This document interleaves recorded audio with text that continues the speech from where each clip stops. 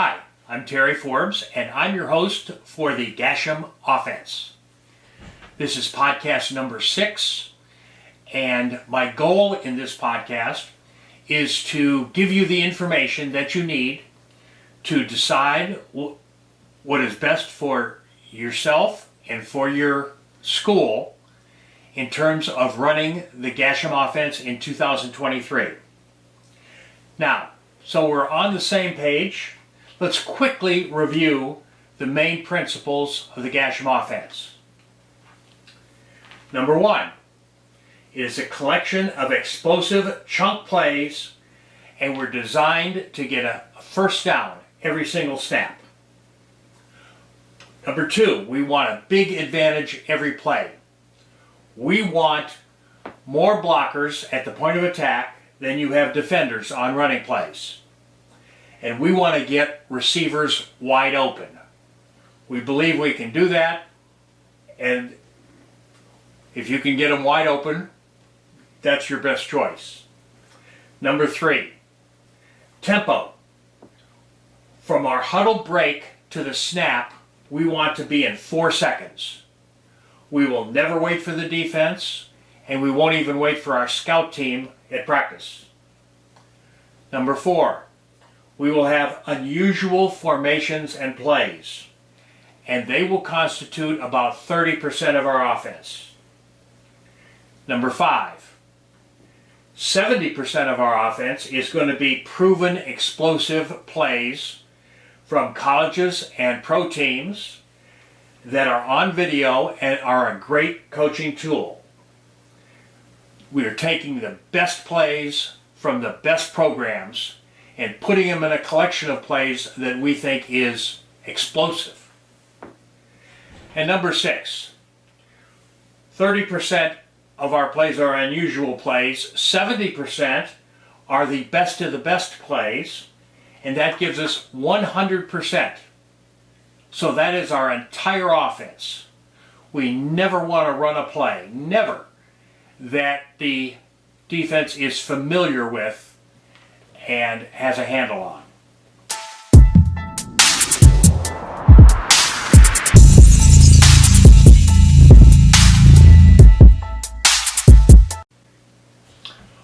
Okay, now I want to share with you several things that I know about the Gash'em Offense that I've learned from living with it for the last 3 years. There will be detractors that say that Gash'em is not football. Now, just because defenses have not had to solve problems like Gash'em gives them, and they've not seen problems and an offense like that before, that does not make Gash'em not football. It just means that Gash'em is not football yet. Okay, let me give you an example to talk about what is football. Here is the empty formation.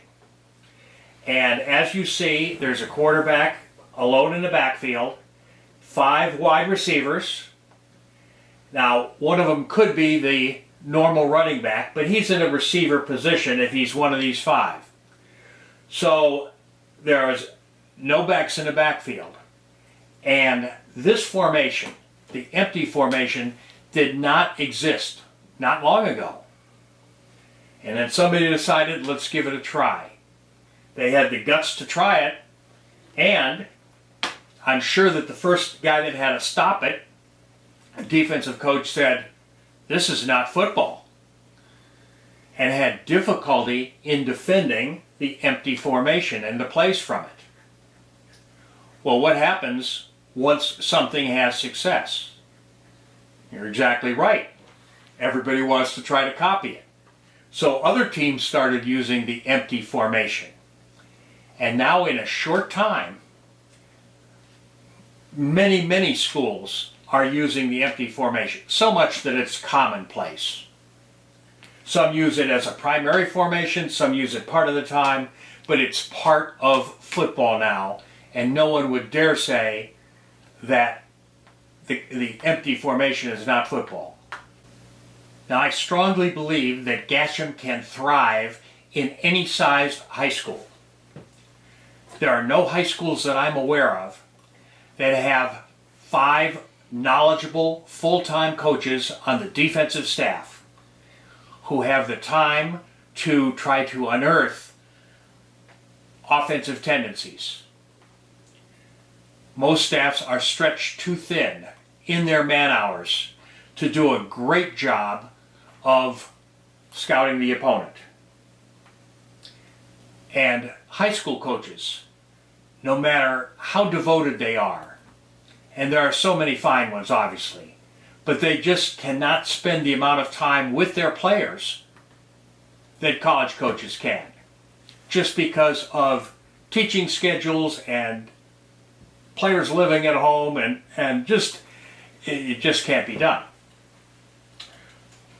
Now, small schools have some differences. They obviously have less depth, and they have players going both ways. So there perhaps are parts of Gash'em that they may not want to get into and decide that they don't want to do. But if they're a small school with a small roster, chances are pretty good their opponents have a small roster also.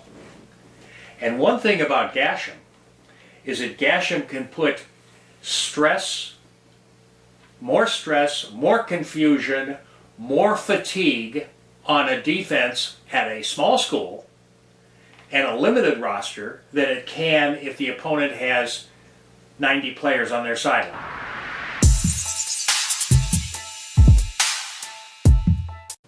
Next point. We can never forget that this is football.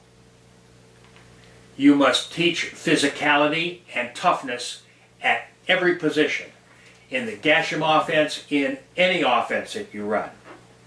Players must make plays in order for you to be successful, even if you have the best scheme by far. In 1980, as this chart shows, 3% of the total shots in the NBA were three-pointers. Only 3 out of 100 were three-point shots. It was fully legal. In 1995, they had three-point shots still, obviously, and have always had it since before 1980.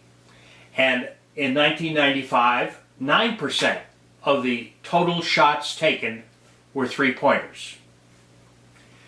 About that time, basketball coaches started doing the math, I guess, and figuring out that if we can train our three-point shooters to be good and to shoot 40%, let's say, we can beat some really good teams who have been clubbing us, and they're all shooting all two-pointers. You can see just on this chart, if you make 4 of 10 three-pointers, 40%, you get 12 points. And your opponent, who might be making 5 of 10, 50%, which is good shooting, of two-pointers, would only get 10 points. 12 is greater than 10. And so they wound up winning a lot of games, and things started to change. And basketball coaches who were faced with a situation, no matter how much they wanted to stay the same, their choices were to follow or to lose. Those were the two choices. So they started following. And in 2010, that increased from 9% to 22% of the total shots taken were three-pointers. And then, without changing anything, there were still 5 players on a team. The courts were still the same size. Three-point line was in the same area, basically. They didn't change much other than three-point shooters got better. Why'd they get better? Because it was emphasized and because they worked on it. And in 2020, 39% of the total shots were three-pointers, up from 3% in 1980, without a rule change, without anything else other than emphasis. Okay, now why am I talking about basketball? You're football coaches. Well, I want you to see what happened there. And that is, basketball coaches looked at it and they said, we want to be rewarded big time when our players execute properly. We don't want 2 points. We want 50% more. We want 3 points. And we want to win. And that's what happened in basketball. Now in baseball, I don't have the stats for us. But if you follow baseball at all, you know that right now what is in is a home run. Everybody wants to hit a home run. If they fail to hit a home run and they knock one off the wall and they get a double or triple, they'll be happy with an extra base hit. That's in too. Getting more than a single. Also, they want to get on base any way they can. Whether they walk or get hit by a pitch or anything is fine. Just get on base. Those are the things that are in. Things that are out are the sacrifice bunt. Hardly any anymore at the major league level. Stolen bases really decreased. Their value is diminished in the stolen base. And singles hitters, guys who have a good batting average, but they hit mostly singles, rarely hit the ball out of the park or farther. So that is what happened. Teams like to open up a game, let's say. First inning, 2 players walk.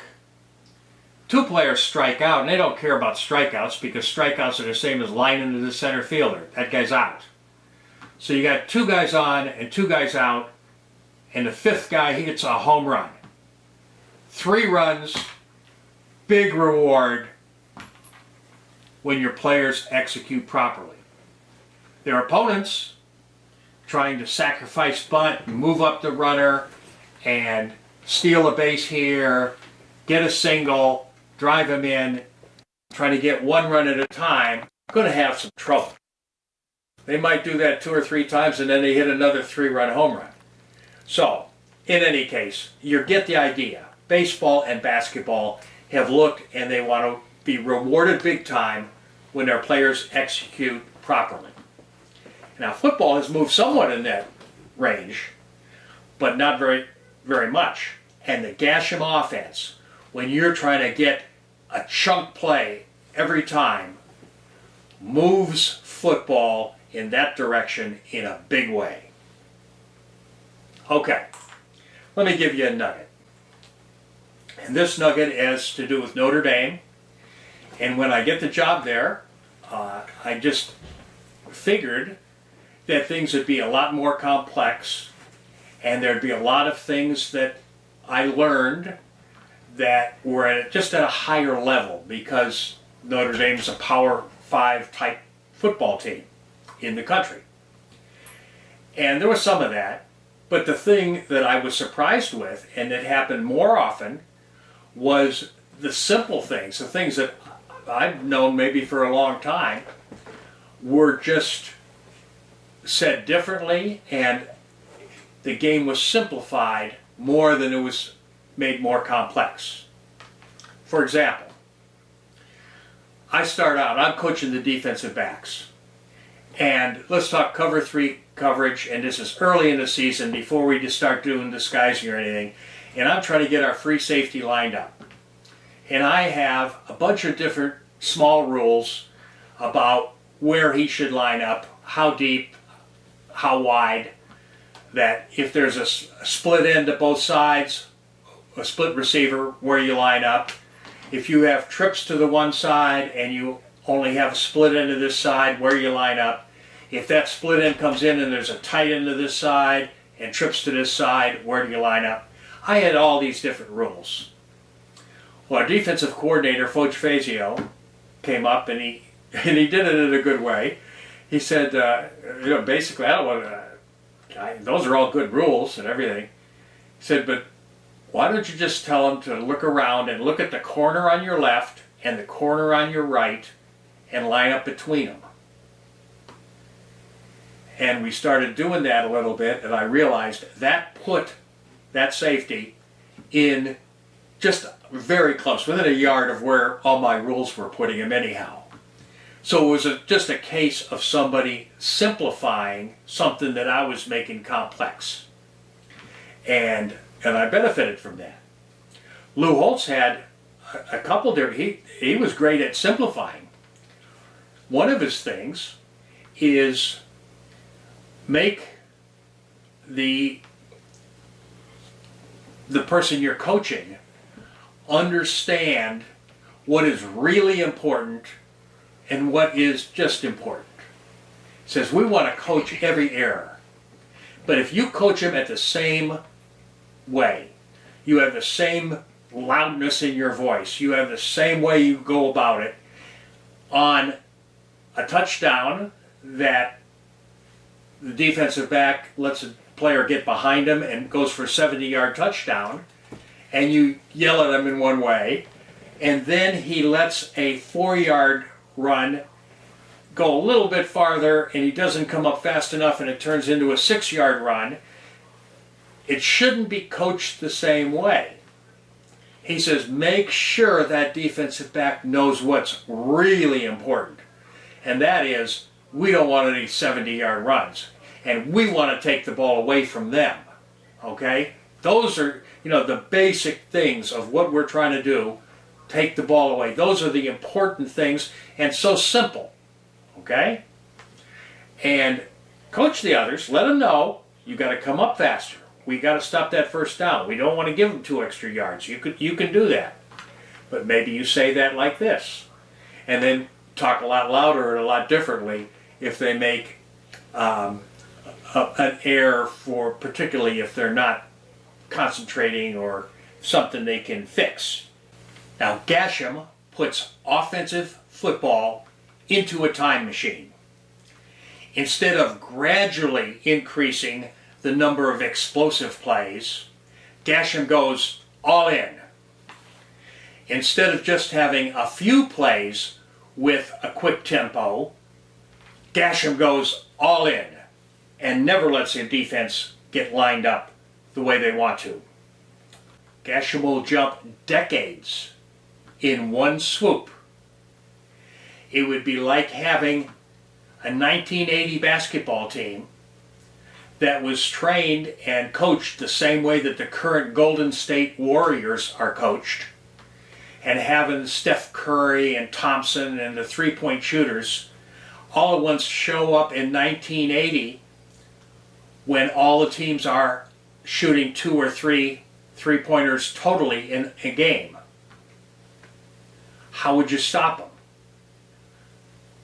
Teams would have no technique, no ability to stop this three-point shooting. Shoot, guys would run into the paint and we'd close on them like we're supposed to, and then they'd throw it out and a guy would shoot a three-point and make it. That's what people are doing now. They didn't do that in 1980. But it would have been pretty tough to stop. And that's what Gash'em is. Now there is an excellent chance that the Gash'em offense will improve your defense and your kicking game. How so? Well, if you're scoring 45 points a game, your entire offense will be, our entire team will be uplifted. They will have more confidence, and it's quite likely that their play will be increased. Now, the Gash'em offense won't do anything as far as making your 11 defensive players bigger, faster, and stronger, but they will improve their attitude towards football and towards themselves a lot of times when they are winning a lot of football games. Football is a copycat sport. When you have success, people are in a hurry to copy you. You may be the first person in your area to run the Gash'em offense. But when you start piling up points, it won't be long. You will not be alone for long because people will try to copy you. They won't try to come up with something new themselves very often because that is a tough thing to do. But they will try to copy something and try to make it better. They'll try to improve what you have after they see it on film and what you've been running. Now, when they do try to improve it though, all they'll have is your game film, what they see you doing. And so their improvements will have to be haphazard. They won't have any of the podcasts. They won't have any of the background. They'll be doing it just kind of putting it together as best they can. You will have all of that stuff. You will have the book on Gash'em. You will have much more depth of understanding of what you're doing and why you're doing it than anybody who's trying to copy you just from a game film.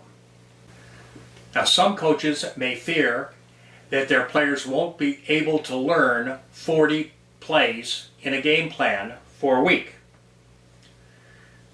Here are some answers for that. Number one is that you devote all of your practice attention to just those 40 plays. You work on basic football techniques.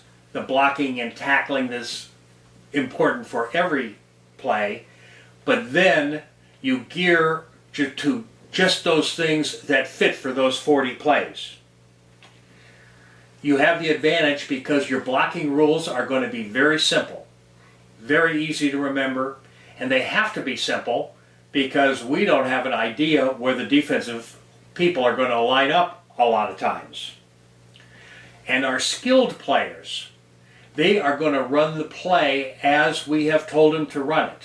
They are not going to make any adjustments due to defensive movements. So that will be easy to learn. Now, other things I think you can aid your players in learning. As I've said before, your game plan should be done Sunday after a weekend game in a normal situation. You get your game plan done Sunday afternoon, Sunday early evening. You get it to your players immediately so they can look at it Sunday. They can look at it possibly through the day on Monday, and they can report to Monday's practice knowing what to do, at least having an idea. If there's some new plays that you put in, and probably will be some new plays, well, then they can look back and they can see from their playbook and from what you have down what is going on. At least they'll know where to line up and the basic ideas of what they're supposed to do on that play.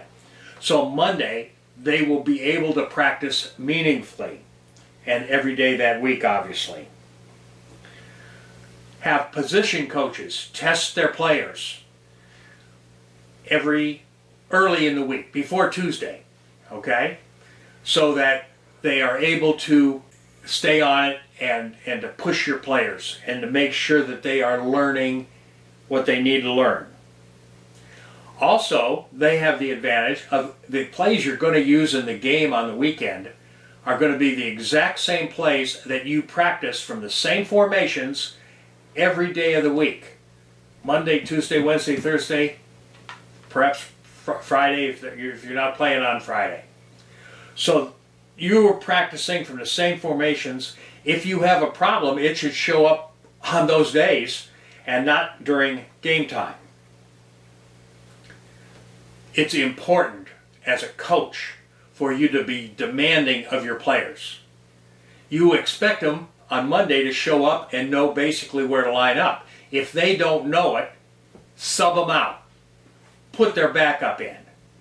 One thing it'll do is it'll keep all of the backups. They know that, boom, somebody messes up, I'm in with 10 other varsity guys that are the normal first offense, and now I can't mess up because I got to know what I'm doing, or all 10 of these guys will be mad at me or not like it. So that's the quickest thing you can do, is just to sub them out. Then perhaps you can say something, not so much, you don't want to make it that you're letting me down and I'm mad at you, saying you let your brothers down. You're wasting their time. 10 guys knew where to line up and you didn't. You let your brothers down. And you can even go to the core of your team. And every team has a core of guys that just want to do anything right. And you could say to them, hey, I thought you guys really cared about this team.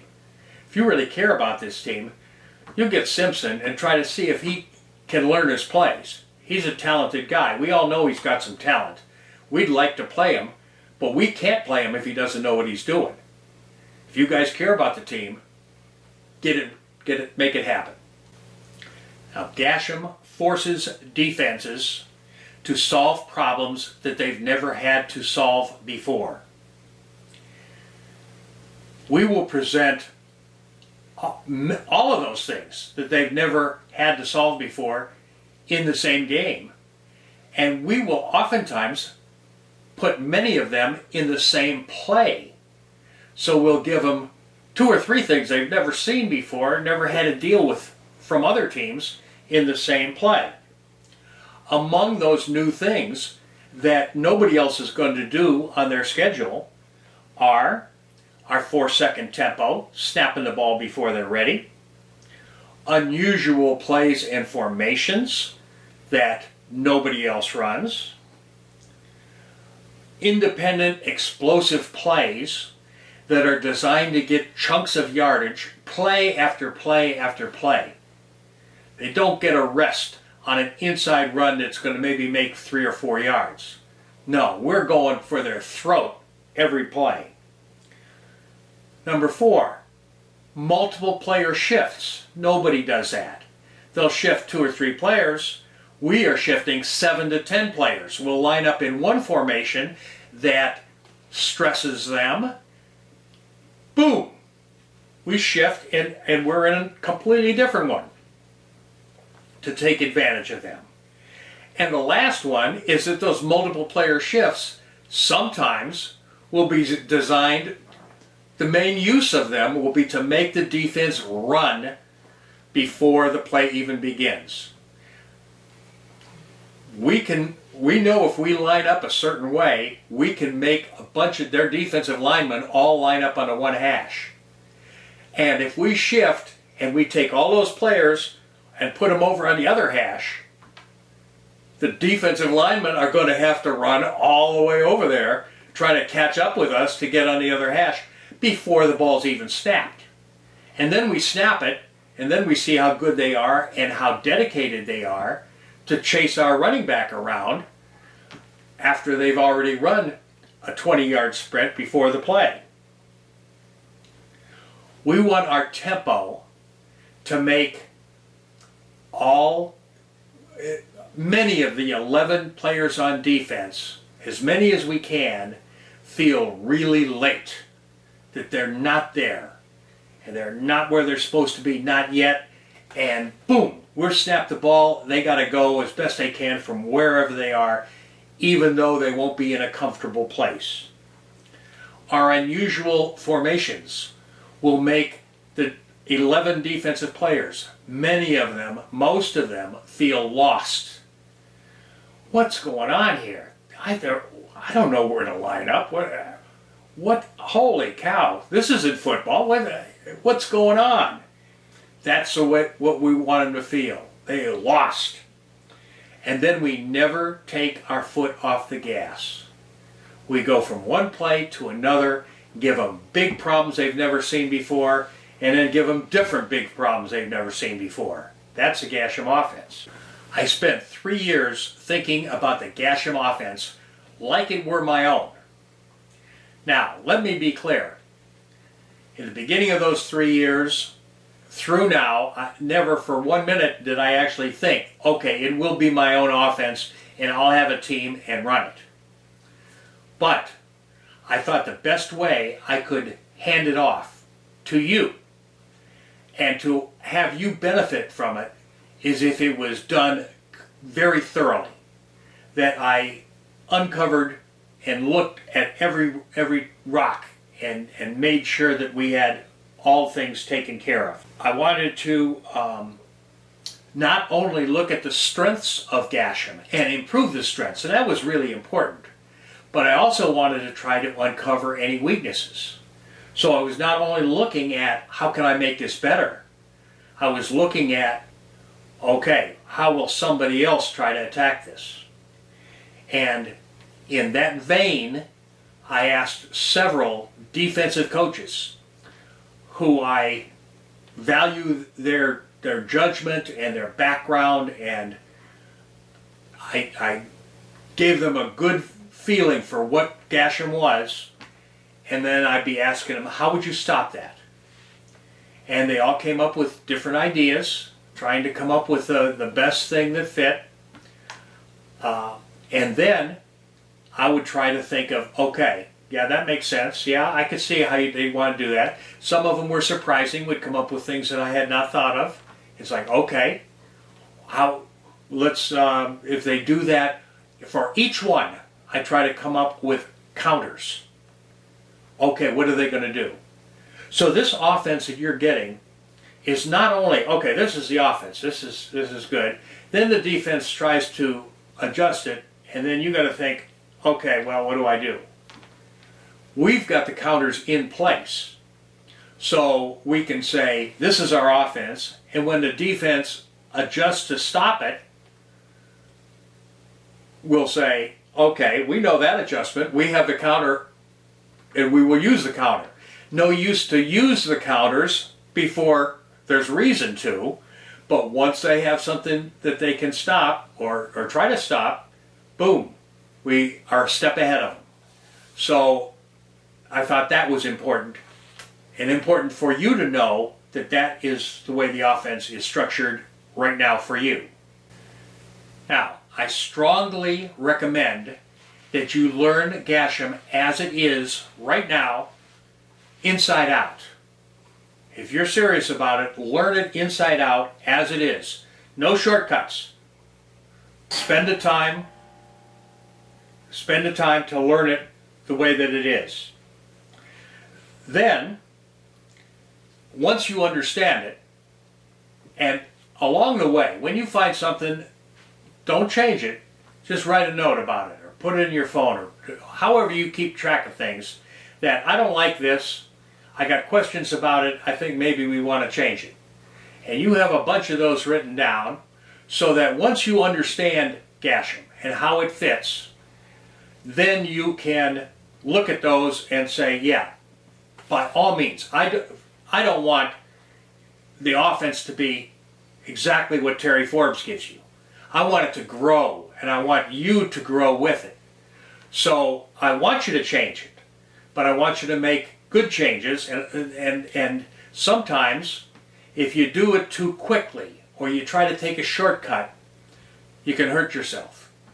Because Gash'em is now constituted that it is connected. Pieces are connected in ways that are like a jigsaw puzzle.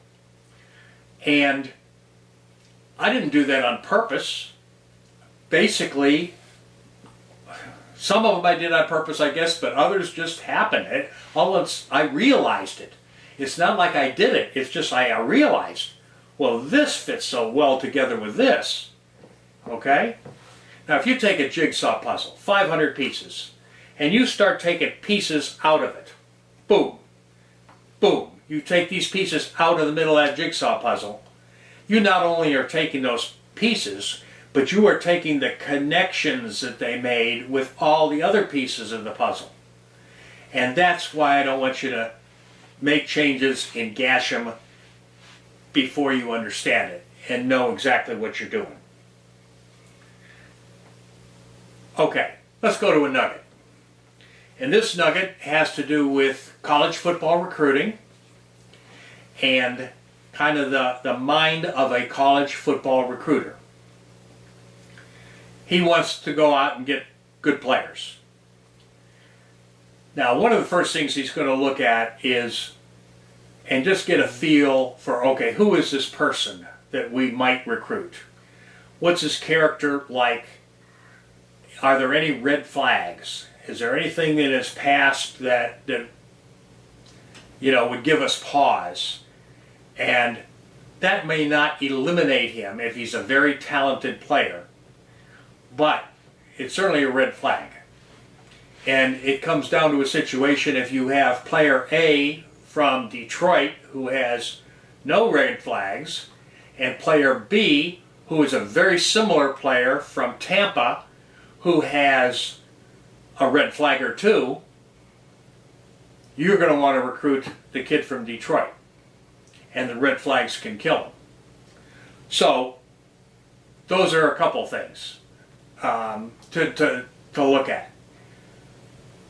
you are looking for players who can be can perform for your team in 2 or 3 years at the all-conference type level, who will be difference makers for your team, not just guys who are good enough to start, rotation players.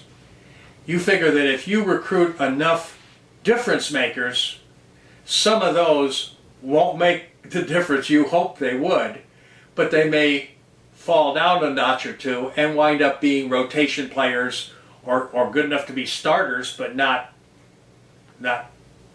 outstanding starters.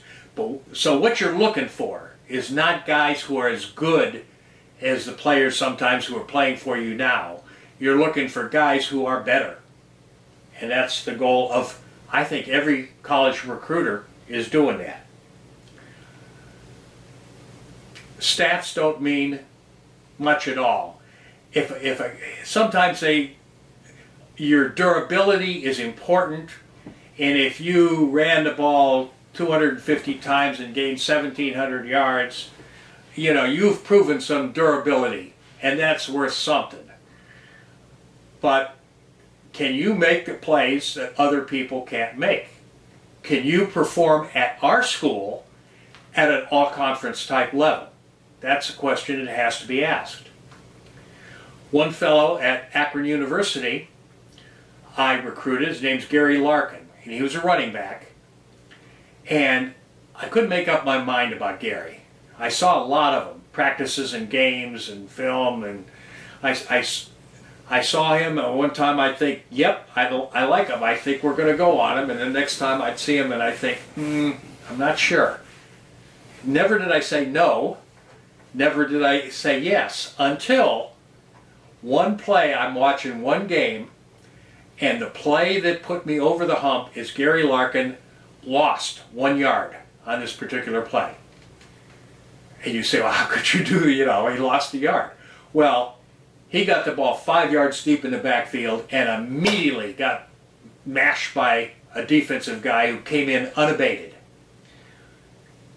Hits him, would have knocked down most guys, didn't knock Larkin down, knocked him for a loop, knocked him around a little bit, put his hand on the ground, stumbled a little bit, changed balance, took on another 2 or 3 guys trying to knock him down.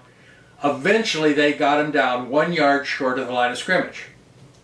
And that play was special because I didn't know of any other running backs who I was recruiting in the area, who could do that. And that's what got him recruited. Last thing that a college coach looks at is, okay, now that I like him, can we sign him? You already went through, obviously, the academics. That's got to be the first part of it with the red flags and the character and everything. Because if a guy doesn't have academics that he can get in your school, there is no use you wasting your time or getting him fired up about coming if he can't get into school. So that's taken care of. But another problem you have is, can we sign him? I'll tell you about Derek Eisenman. He was a fellow from Fremont Ross High School in northwestern Ohio, and it was early in the recruiting process, and nobody was recruiting Derek. And I saw him in a gym class talking to the coach, and he was an impressive guy. I liked what I saw. I felt pretty good about it. But I hadn't seen any film at that time, so I didn't know. Coach loved him, thought he was a great player, and the coach had several great players in the past, so that was a positive thing. Started looking at some film, and I may have looked at 15 or 20 plays, and each play I get a little bit more excited about Eisenman. I'm thinking, this guy can play. And I'm to the point at the end, I'm thinking, ooh, I'm going to put the big push on. I'm going to put as much as we can. Not only are we going to offer him, we're going to do whatever we can right out of the bag, try to knock everybody else out of the box. And I look at another play, and Eisenman makes a great play. And it was, oh crap, I wish he hadn't made that play, because he made one that was so good and showed so much athleticism and speed and toughness and everything you want out of a linebacker that I realized on that play we're not going to get a chance to sign him at Akron. Now, I tried. I told him what I thought, and I put ourselves in the ring. But I didn't spend a whole lot of time on him because he wound up going to Ohio State and had his choice to go to just about any place in the country to go. He was a big-time player. And seeing that one play was like, can't waste too much time on guys you have no chance for. Better find ones that you have a chance. Now, why should a coach run Gash'em? Well, my premise is that winning games and working towards championships is a good thing. And if you can win games and do well, that builds the confidence of your players. They feel like a success, and that's a good thing. And your team feels good, and your school and your community feel good, and I think all those are good things. Now, there is a limit on what you can do. You can't do anything illegal. You can't cheat in order to win. But the Gash'em offense will follow all football rules. You got to have 7 men on the line. We'll always have at least 7 men on the line. You can't have more than one guy moving at a time, and guys have to be set for 1 full second. We will be set for 1 full second. So we're going to do things the right way with the rules. 70% of our plays we have on film of colleges or pro teams or an occasional high school team running on film. So they are plays that other people have run without being penalized and are plays that they run. Now, just because most people, may only run 3 to 5 really explosive plays that they think can make a big gain and are designed to make a big game. If they only run 3 to 5 a game, well, that's up to them. But I haven't seen anywhere in the football rule book where it says you can't run 50 straight explosive plays that are all designed to make a chunk of yardage. There's nothing wrong with it, as long as they're all legal. So, basically, what the Gash'em offense does is it just takes football plays, this collection of plays that we took, and they are packaged differently than other people package them. So instead of running 45 normal plays that are designed to work towards a first down, step by step, and then have 3 or 4 explosives, we'll have 50 explosives. That's the Gash'em offense. Now, the main reason to choose to run the Gash'em offense is it is the best way to score a lot of points and the best way to beat your best opponents. Think of a scale. A scale with a fulcrum in the middle, with balance, like a teeter-totter, okay? And on one side of the scale, you put on scoring a high level of points, 40, 50 points, and all the joy and pride it brings to your team and to your school and to your community. And boom, that's on one side. And now you can come up with all kinds of different reasons why not to run the Gash'em offense. A lot of reasons why you shouldn't rock the boat.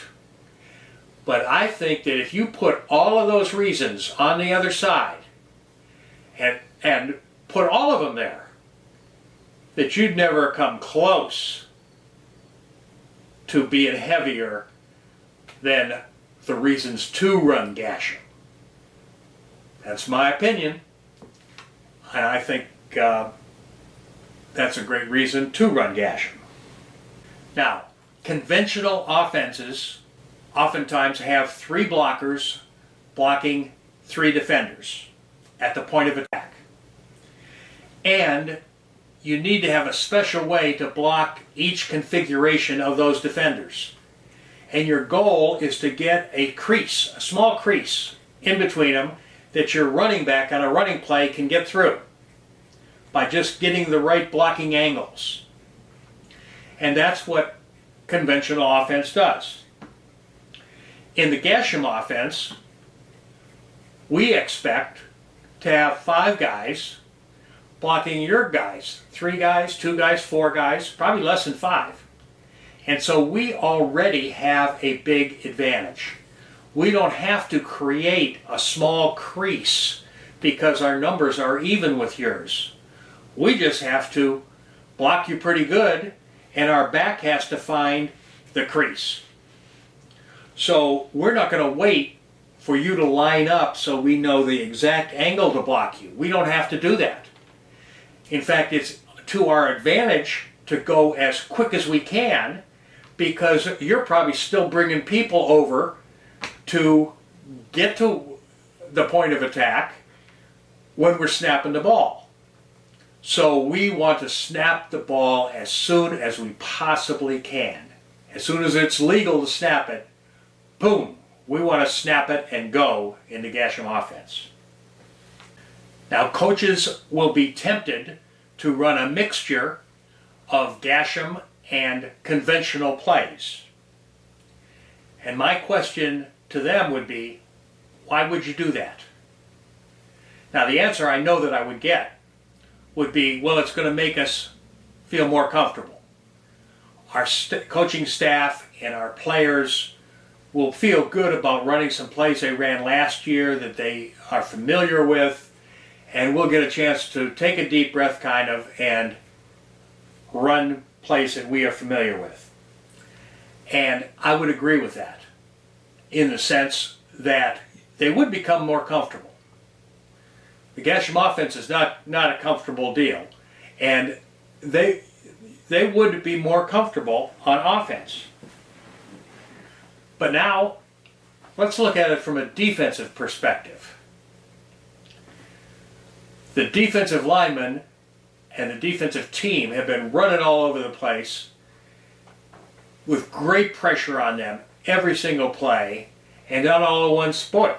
You go conventional. And they suddenly have time to run their base defense. And they can run their blitz packages. And their defensive linemen can dig in and they can get ready to go and come off the ball hard right into your offensive blockers and try to get around them. They can play football the way they have been playing it all year. They feel good about themselves. All 11, I'm sure, would say, thank God, because they went from a situation that was stressful, chaotic, they were fatigued mentally and physically, and all at once you gave them something that is familiar and plays that they had seen before and knew what to do. To me, it's a no-brainer. You don't want to make them feel like that. You want to keep them in that stressed, chaotic, fatigued state. Every play, you want to keep your foot on the gas. You want to start the game with an explosive play, one that tests the defense. And then after that play's over, you run another explosive play. And then you run another. And you keep running explosive chunk plays until either the game ends or you have run up a big enough lead that you don't want to rub it in and score excessively on your opponent. That's the only reason I'd see to stop. I would think that coaching the Gash'em offense would be a lot the same as being a Formula One race car driver. Because when the race and the game start, you're going very fast. You're going as fast as you possibly can go. And then as the race goes on, you are going very fast. You're going as fast as you can go. And you do that until the race or the game ends. And that's why coaching Gash'em should be just like driving a Formula One car. Having a great running back would be a blessing for the Gash'em offense. A running back who would be good in a conventional offense would be great in the Gash'em offense. All at once he has more blockers at the point of attack than they have defenders. So that's a good thing. And we would love to have a running back that you could give the ball to 25 times a game. As long as 22 or 23 of those runs would be productive runs, and as long as you'd be gaining 240 yards, keep giving them the ball until they can stop them. That's a great way to play football.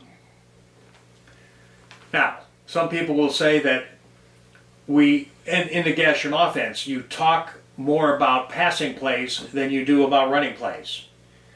And there are more passing plays in Gash'em than running plays. But in a game, passing plays are usually not repeatable, or maybe you run them twice at the most during the course of the game. But running plays are very repeatable. Shoot, you can run it 2 or 3 times in a row if you want, if your opponent hasn't stopped it. So running plays, ideally you want balance, and you do want to be able to run the ball, but it depends on what the defense is giving you. Now also, our quick screens. We have a lot of quick screens that on the stat sheet will go down as passes. But for us, they are basically runs. In most of them, or many of them at least, our running back, our featured running back, is going to catch the screen and run behind a wall of blockers, just like he would if we handed him the ball. And so our quick screens to us are just runs. In fact,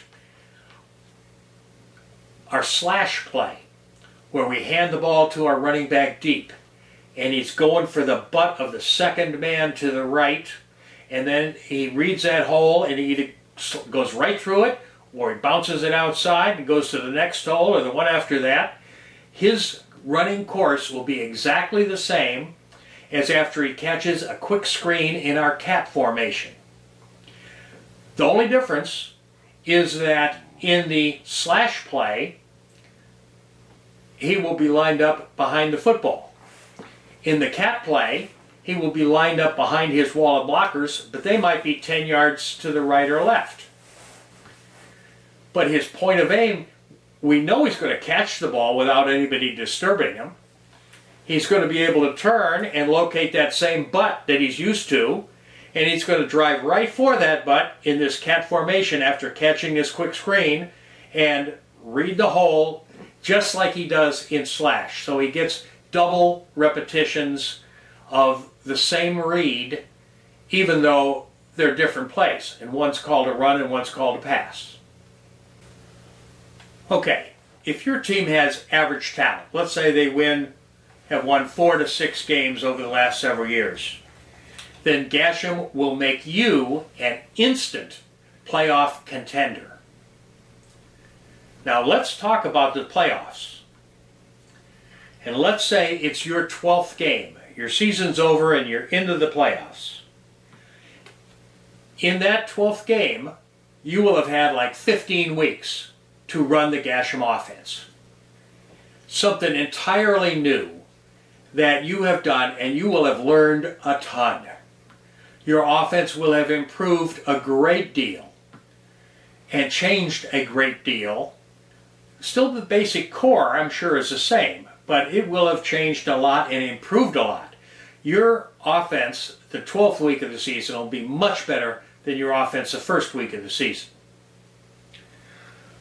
Okay, now let's look at your opponent. Your opponent has been playing conventional offenses to get them to the 12th game of the season in the playoffs. And all at once they draw you.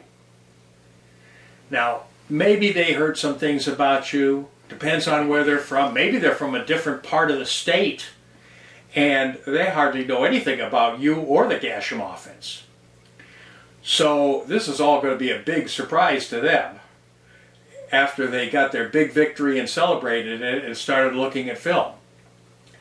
And they are going to have to look, let's say, they'll look at all 11 films. And maybe in any one game you only run 35 or 40 plays, but during the course of the year, maybe you run 70 to 80.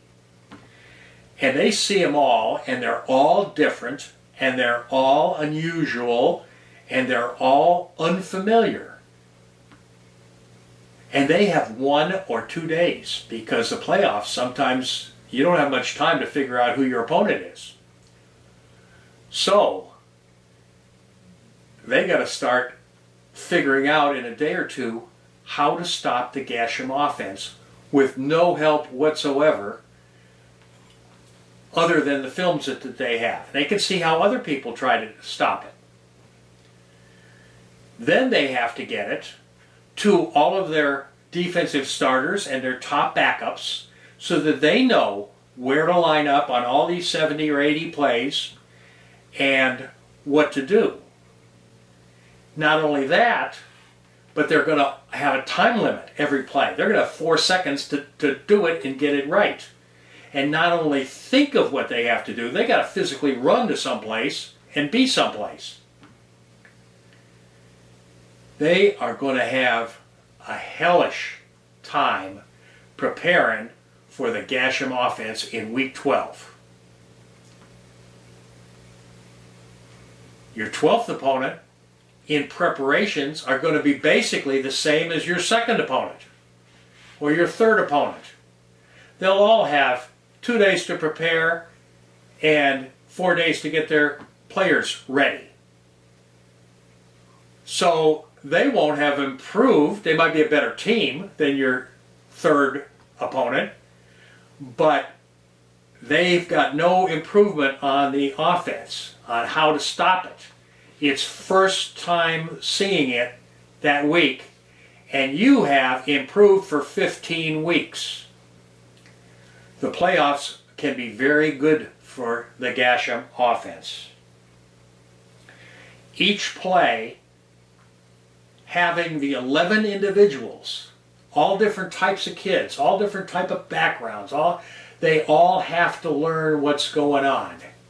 And I think teaching them how to stop the Gash'em offense would be just about the same difficulty as taking those same 11 kids and saying, okay, in 6 days we are going to teach you to be fluent in the Portuguese language.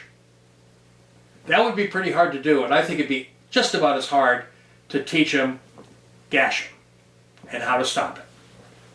You want to be an expert in running unusual plays from unusual formations.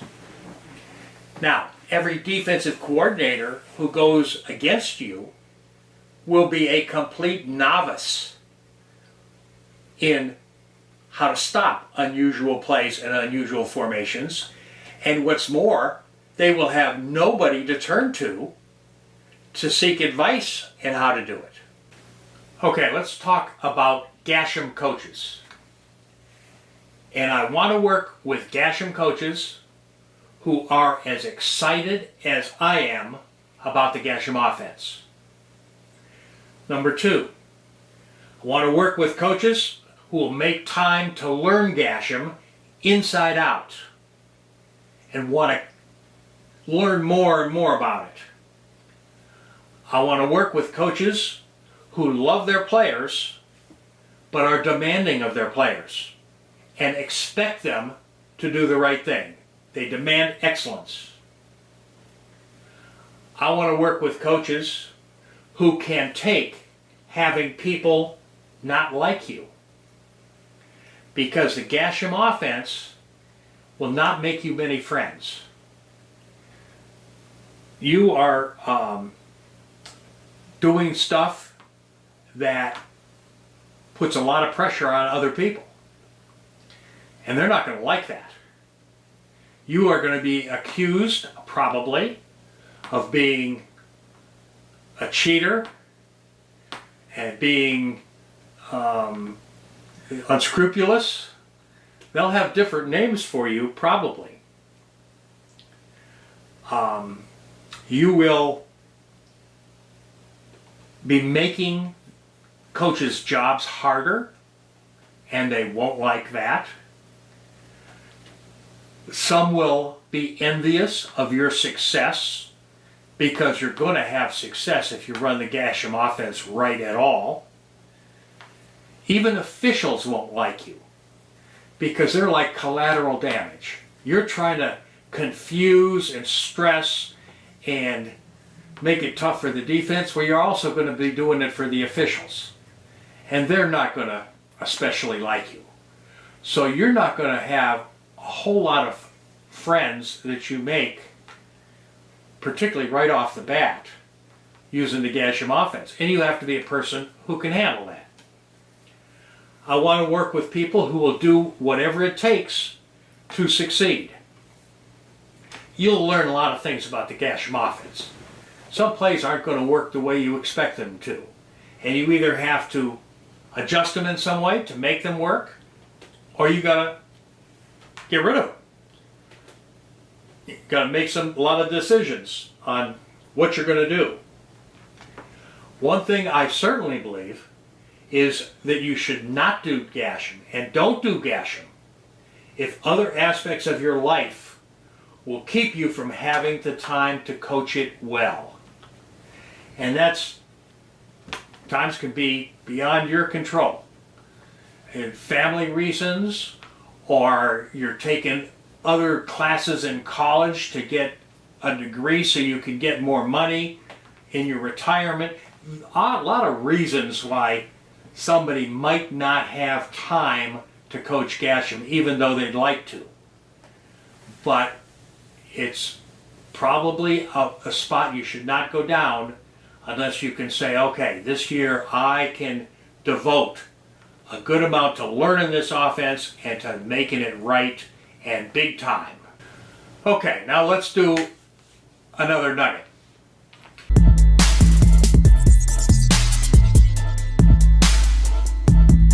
And this nugget has to do with a player I had at Black River High School by the name of Jim Young.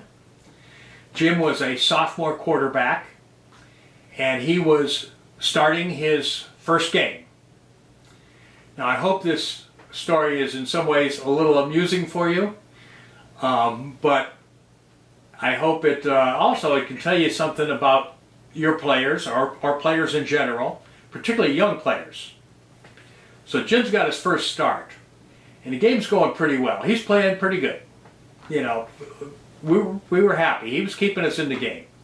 We were behind maybe by 5 points, 3 minutes left in the game, somewhere around midfield.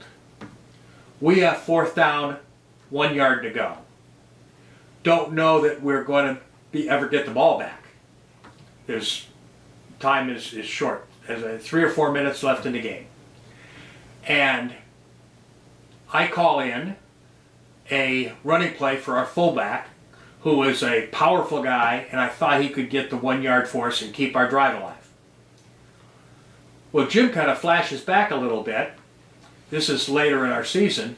That earlier in the season we had talked about it. We never disbanded it, but we had an audible that if all the linebackers were up into the line of scrimmage and looked like they were rushing, and the secondary was still back, and there was that gap in between, that we would throw a little pop pass to our tight end right over the middle. And so in that situation, with the game on the line, Jim audibles to the pop pass because he got that look, even though we hadn't practiced it for a few weeks. And boy, he hits it. And it goes for like 13 yards. First down. And then we make more first downs, go in and score, win the game. Jim's first start is successful. And comes in on Saturday, and we watch films, and we talk about the game, and his dad is a football guy, and his family is, and so he was talking all weekend about football with them and his buddies, and so he's been talking football quite a bit. Now let's fast forward until this is Monday afternoon, after school, or there's one more period left in the day, and I have it free before practice. And I have Jim in my office, and we are going over the next week's game plan. So we do that, and then we just have a little time to talk. And I said, you know, Jim, that took a lot of balls on your part. You know, it's 4th and 1. We got 3 minutes left. We're at midfield, and you use an audible we haven't used for a while, and you hit Nixon for 13 yards in the first down. That really took a lot of guts. And I was really surprised with the way he looked at me. Now, as he was looking at me, his eyes kept getting bigger as I was talking about this. And all at once he looks at me and he said, "That was 4th down?" Because he didn't even know as a sophomore quarterback that it was 4th down. And he made such a big, gutty play, didn't even know it, had no clue. Was just trying to play football. So, that's a lot of times what your players might do. Let's go on and talk more Gash'em. Okay, these first 6 podcasts, I believe, have given you a sound foundation to understand Gash'em. You have the foundation. In my opinion, you don't yet have the walls, the ceilings, the floors. You know, there are things that you still need. I think you can benefit from the 2,500 plus hours that I have spent thinking about Gash'em over the last 3 years and trying to improve it. Meanwhile, just might add, no one in the world has spent a minute trying to figure out how to stop it. I guess, come to think of it, those defensive coaches I talked to spent some time, but they didn't have a team, so it didn't make any difference. And we're going to at least face the Gash'em offense. Some of them have teams at the current time. But there are 3 things, I believe, that you need to have in order to build your walls and your ceilings of this building, of this Gash'em building. Those 3 things are: you need play diagrams of the about 125 different plays, now more than you'll ever use in a season, that are complete with in-depth coaching points. You need 3 flash drives of the best plays that we have taken off film and off videos. You've seen some of them in podcast 2 and podcast 5 of different plays that we've had. Well, we've got 360 different clips, and obviously, again, you're not only going to use some of those, but those that you use will be very valuable. So that's the best of the best videos. You need that. And the third thing is the Book of Gash'em, is what I'm going to call it. Okay, I have taken to date 214 pages of notes, full pages. Every worthwhile idea I've thought of in the last 3 years that relates to Gash'em, I have written down. And I've taken those notes, and I basically call them the Book of Gash'em, because you put together those 214 pages, you got a pretty big book, particularly since that's all information, one right after another, and most books have a little segues and stuff to add a few extra pages. Anyhow, I don't know what we're going to start off doing podcasts of this information, of this book on Gash'em. It may be an ebook at some point, but you need and are going to have all of this information. I've separated the 214 pages with maybe, it depends on the page, maybe on the average 10 different full notes, 10 different paragraphs about things to think about in Gash'em. And I've put them in 39 different categories or chapters, if you want to call them chapters.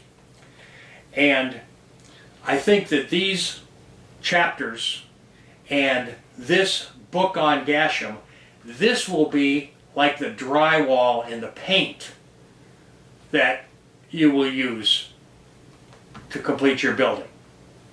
And so that you will have a finished building when you're done with all of these thoughts in it that can be helpful.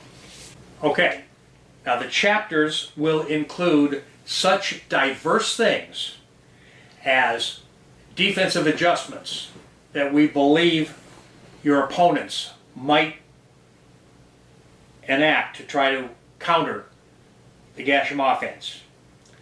How to present Gash'em to your team in the off season. How to install plays in Gash'em. This is a brand new offense and an order of how to put in the plays. And different player selection at the different positions in Gash'em that might be somewhat different than normal on your team.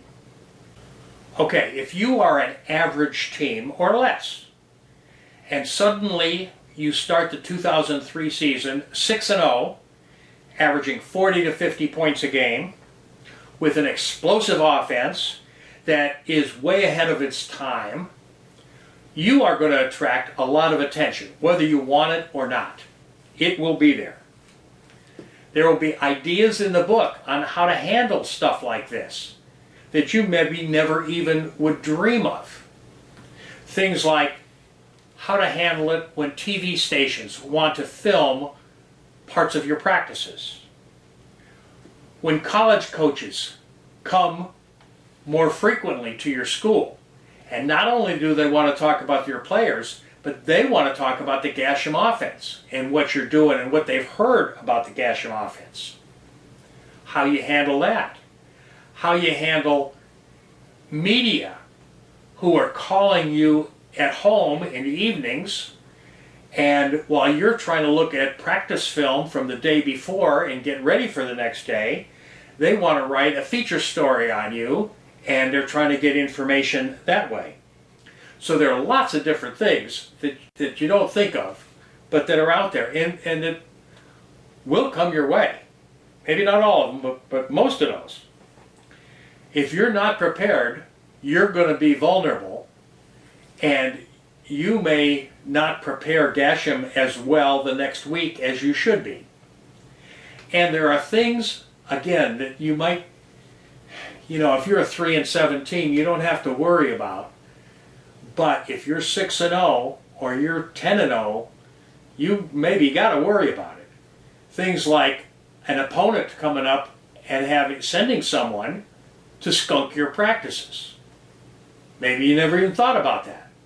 But having somebody to look for stuff like that, they want to know out of those 70, 80 plays that you've run, which 40 you're getting ready for them. There's all kinds of different things. Those are the things that are in this book. Just varieties of different things for you to be aware of if they show. You might be asking, or have asked somewhere in these podcasts, why am I doing this? Well, I'm certainly not doing it to try to make money. What I want to do is I want to see the Gash'em offense succeed on fields across the country with you coaching the team. I know that I'm certainly not a genius who invented the Gash'em offense. Truth be told, Gash'em found me a lot more than I found it. Now I will say I had a nice combination of some things that allowed Gash'em to find me. I had some curiosity. I had time, which was big.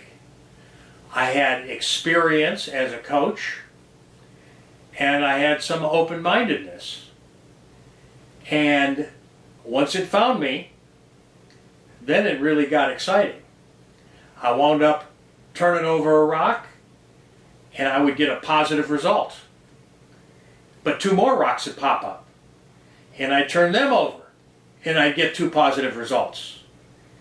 And once I kept getting positive results, I realized I got something special here.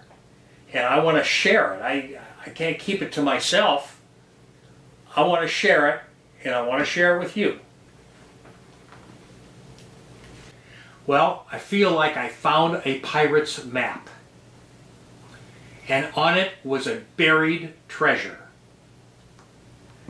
And it said that the buried treasure was at the bottom of a lake. And it showed right where it was in the lake. Now I took this map to several experts. And each expert I showed, they believed the map was authentic. But I have a problem. I don't have a boat. I need a boat owner to go out into this lake and to retrieve this treasure so we both can benefit. Now, in this story that I just said to you, the pirate's map is the Gash'em offense. Very similar. This is something that is prized, something that is valuable, something that will give you great wealth and joy that you have. Your boat is your team. You have a boat. You have guys wearing football helmets as your team. And the buried treasure, which is actually the jewels and the treasure at the bottom of this lake, is a championship season. So, the Pirates map, using a boat, can find the treasure. The Gash'em offense, with your team, can find a championship season. That's what I feel like. It will be great fun to beat your opponents who have been physically dominating you during the last several years.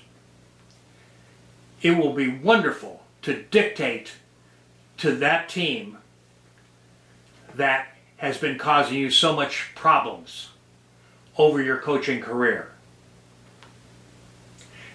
Now, let's talk about some characteristics of a Gash'em coach. What it takes to be a Gash'em coach. Well, what I'm looking for, either a head coach or an offensive coordinator, or you aspire to those positions. If you're a young coach who's intrigued and excited about Gash'em and you want to be a head coach when you can, you want to learn about Gash'em now. I'm looking for a coach who wants to excel in the football coaching profession. There are a lot of coaches, but not all want to excel in the football coaching profession. I want coaches who are doing that. Has time and desire to learn the Gash'em offense. Is able to think outside the box. That is something that is a characteristic of a Gash'em coach. Somebody who can come up, they don't have to take something that already exists and just try to improve it. They can go find something themselves. If you have that, that's a special thing. Someone who is confident enough to trust his own instincts. If you look at it and you say, boy, that makes perfect sense to me, someone who will then do it.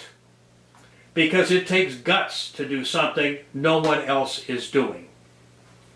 So, if I have just described you, if what I have said, basically, you've said, he's talking about me, then you owe it to yourself to pursue the Gash'em offense. Contact me and we'll go forward, and I'll tell you all I can, and if you are hungry for knowledge and excited about it, that's perfect. Now, my friends are amazed that I have a podcast. They know that I have zero technical skills and knowledge, and that for that reason, I had to lean on others entirely in order to get this podcast.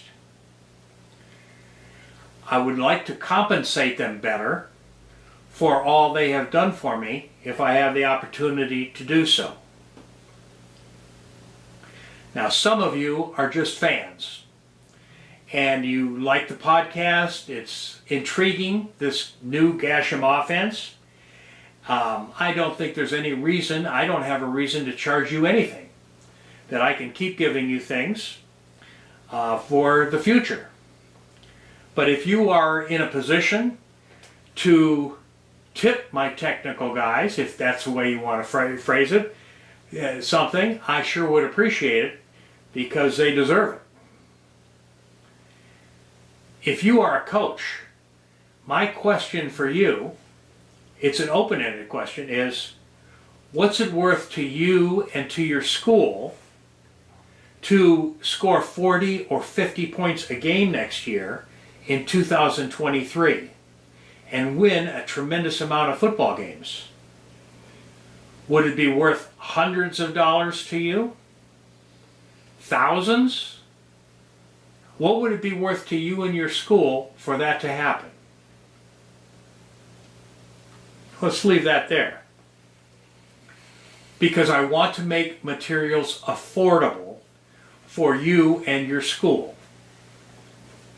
After all, I want you to run the Gash'em offense, and I want you to succeed big time.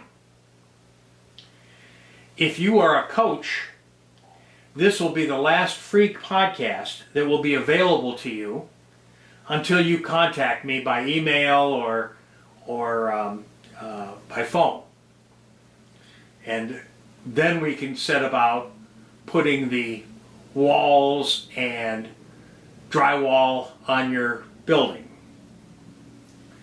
I am sure that we can arrive at a price that is going to be appropriate for you, whatever your circumstances. So I want to be clear. I don't want money to be a factor keeping anybody from materials that they really want and need to run the Gash'em offense. Call me, tell me your situation, and I'm sure we can get materials into your hands. There is a trend in football that's not going to go away over time. And the effort is to decrease the multiple collisions that you have in football and reduce head and neck injuries. Now, the Gash'em offense would be viewed very positively by people who would advocate reducing injuries, because it's pretty much wide open. And then it is basically just another reason why Gash'em is the offense of the future and will be used eventually, if not in 2023, by a large number of people. Now, here's a question for you. Is there anything wrong about outsmarting opponents in order to win a football game? In today's football, with conventional offenses, offensive coaches try to outsmart the defensive coaches a little on every play. And on 2 or 3 plays a game, the offensive coaches try to outsmart the defensive coaches by a lot. Now I ask you, is it unethical to try to outsmart the defensive coaches by a lot 50 times a game? Is there anything wrong with that? Is it bad to make the 11 players on defense feel late because you're snapping the ball so quickly? Is there something wrong with making the 11 defensive players feeling lost because you are using unusual formations? Or should you allow those 11 defensive players to be comfortable at times? And in some cases, to dominate your 11 players. Is that what you want? Now you will be, if you're excited now about the Gash'em offense, you will be a lot more excited once you get the vision that I have, the complete vision that I have of the Gash'em offense. Now it took me 2 years at least, kind of working by myself until I got that vision. So it takes some time to get the whole thing, but boy, you're going to love it once you have that vision. It started as a curiosity for me. Once I realized what I had stumbled across, I was anxious to improve it. Gash'em for me was like a poor man's Elon Musk's rockets into space. Thought of doing something in 2023 that is something that you would expect to be done in 2040 is really exciting and captivating. Once you realize that you can do it, you will really be charged up. You are going to love the Gash'em offense. Now, everything you have seen and your instincts tells you that running all explosive plays is a dynamite idea. You know that you hold the winning hand in Gash'em. Now, do you have the guts to go all in and run it in 2023? In conclusion, I obviously am very excited about Gash'em, but I think I have undersold the effect the Gash'em offense can have on 2023 defenses. If you think that this offense can gash your opponents, contact me. For all of you, thanks once again for listening and viewing. Have a great few weeks. Adios, my friends.